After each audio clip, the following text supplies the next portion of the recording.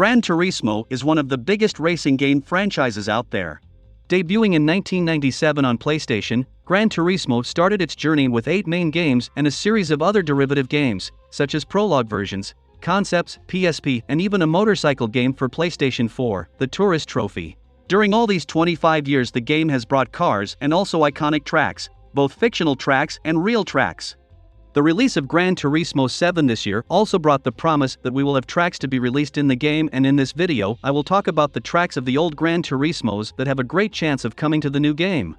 I want to explain that I'm not here confirming that they will come, but I looked at each of the tracks that didn't make it to Gran Turismo 7 and it was a work hard because there are more than 50 tracks, and I not mention the different layouts and variations of each one of them. After so much analysis, it was possible to see clues that have great chances of coming to the game. There's even one that has a 99% chance of coming. And this track is Apricot Hill. Apricot Hill is a fictional circuit that appeared in Gran Turismo 2 and came back in 3 and 4, then it returned in Gran Turismo 6, and from there we don't know about it anymore. There was an expectation that it would be in the new game, but it didn't show up at launch. But something came up. Apricot Hill appeared hidden in several promotional videos for the game, the famous behind the scenes.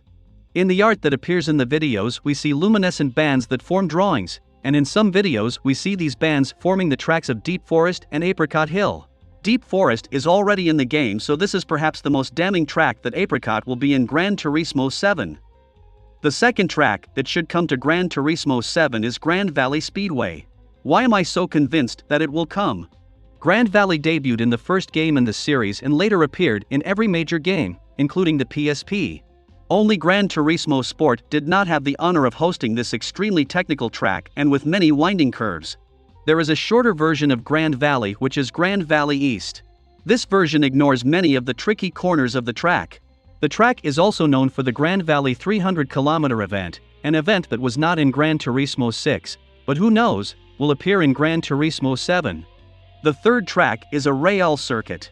Of all the real tracks that have already been in the game, the most likely to return in Gran Turismo 7 is the Côte d'Azur circuit. This name seems strange to those who don't know, but if I say it's the Monaco Grand Prix layout, everyone will understand.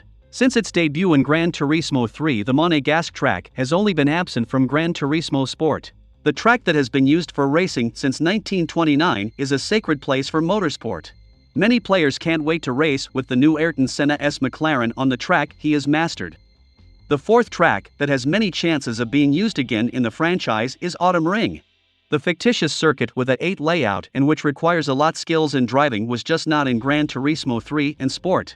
It has the main layout, the reverse layout, and a short version that uses less than half of the main circuit. It will be even more interesting if Gran Turismo 7 brings all this autumn scenery to the new generation. The fifth and last track that has a high possibility of returning is Midfield Raceway. The track that debuted in 1999 in Gran Turismo 2 was almost never missed. She was absent in Gran Turismo 5 and GT Sport. It's also another 8 layout track, and it bears a lot of resemblance to the Kyalami circuit in South Africa, especially in the first section of the track. Another curiosity about this is the demo version of Gran Turismo 2. Was possible to see air balloons floating in the sky, and for some reason this was removed from the final version.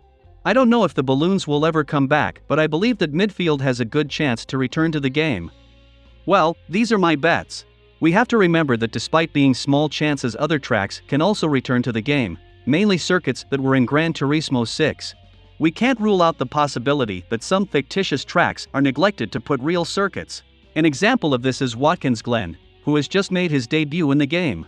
Say in the comments which clues you would like to see come back to the game and which of the ones I brought here in the video should come first. For more news, like this video, subscribe to the channel. See you next time, bye.